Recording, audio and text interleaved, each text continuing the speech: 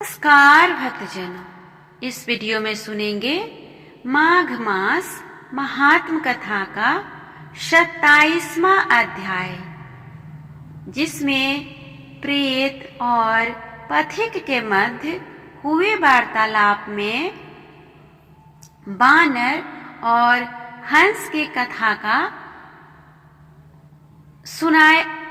सुनाया जा रहा है, जिसमें इसके आगे की कथा के बारे में वर्णन किया गया है। तो आइए विघ्नहर्ता श्री गणेश का नाम लेकर इस कथा को सुनते हैं।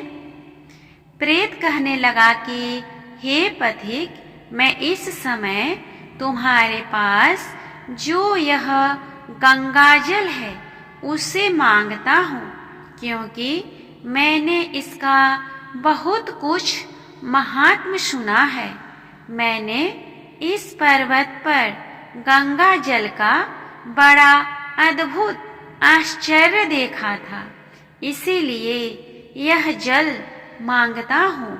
मैं प्रेत योनि में अति दुखी हूँ।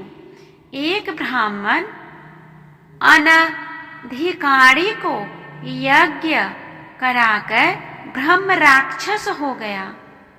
एक ब्राह्मण अनधिकारी को यज्ञ कराकर ब्रह्म राक्षस हो गया।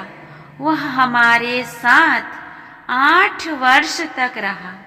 उसके पुत्र ने उसकी अस्थियों को इकट्ठा करके गंगा में कनखल स्थान में गिरवा दिया। उसी समय वह राक्षसत्व त्याग कर सद्गति को प्राप्त हुआ।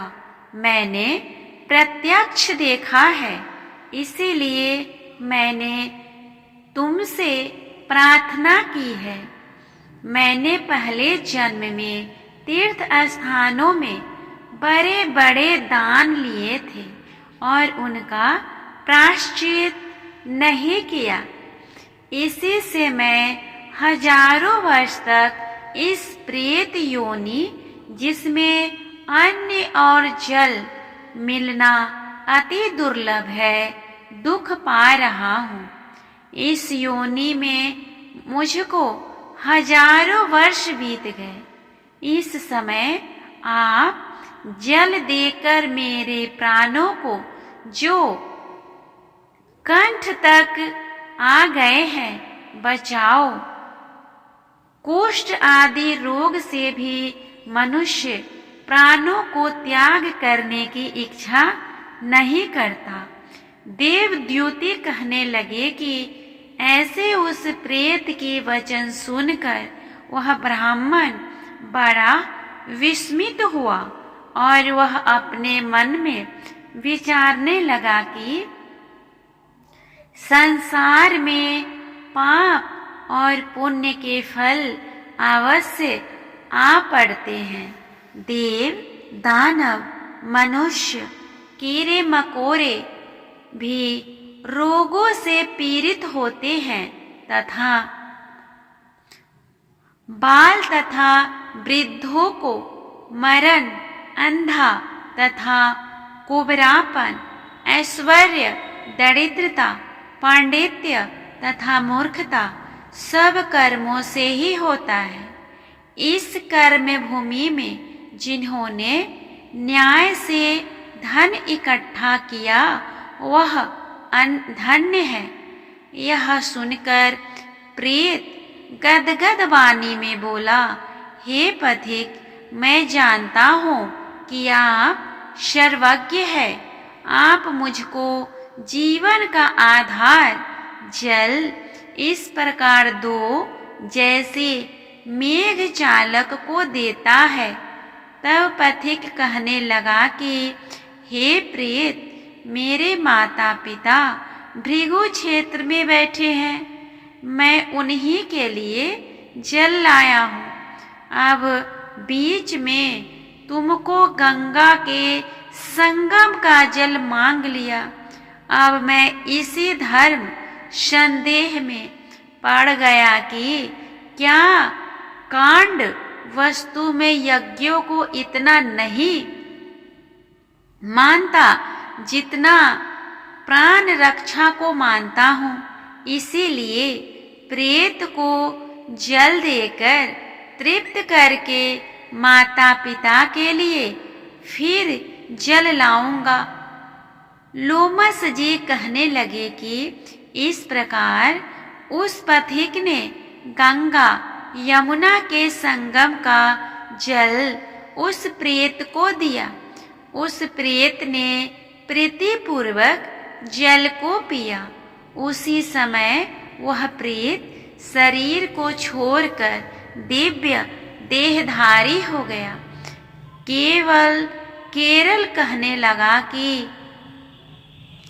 बिंदु मात्र गंगा जल से वह प्रेत मुक्त हो गया।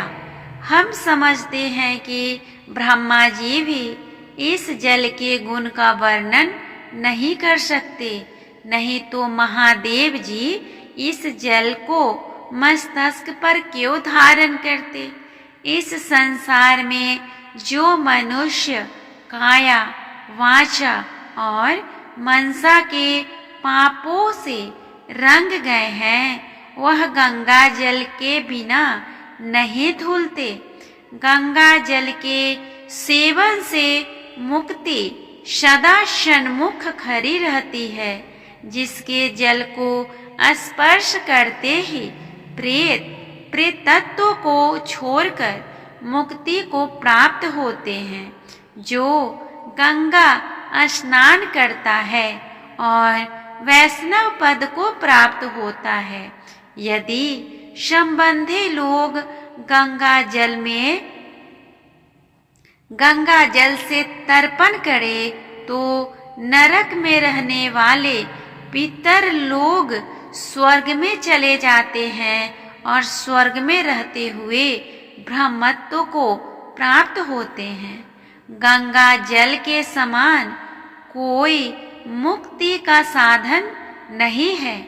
वह प्रेत वहां से चला गया और 1 मास में जब माघ मास आया तो उसने सुने हुए प्रयाग महात्म के अनुसार गंगा यमुना के संगम पर स्नान करके 50 शरीर को धारण कर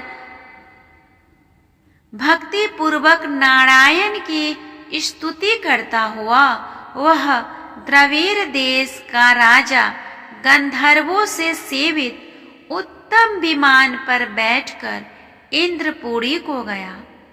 सो हे द्विज, इस इतिहास पापों का जल्दी ही नाश करता है। यह इतिहास पापों का जल्दी ही नाश करता है। इसमें धर्म का ज्ञान होता है। यह पुण्य यश तथा कीर्ति को बढ़ाने वाला है। ज्ञान तथा मोक्ष का देने वाला है। तुम भी सद्गति पाने के लिए प्रयाग चलो। वहां पर हम ऐसा स्नान करें जो देवताओं को दुर्लभ होता है। वहां पर श्राप से पैदा हुआ पिशाचपन सब नाश को प्राप्त हो जाएगा। इस प्रकार लोमस जी के अनुसार लोमस जी के मुख से अमृतमय मधुर कथा को सुनकर मानो अमृत पीकर सब प्रसन्न हुए और पाप रूपी समुद्र से पार हुए। उन्हीं के साथ सब लोगों ने दक्षिण दिशा में प्रस्थान किया। इस तरह हमने सुना माघ मास महात्म कथा का 27वां अध्याय। यह कथा आप सभी को कैसा लग रहा है कमेंट करके बताएं, और अगर अच्छा लगे तो कमेंट बॉक्स में हरे कृष्णा लिखना ना भूलें। तब तक के लिए मिलते हैं इस कथा के अगले अध्याय में।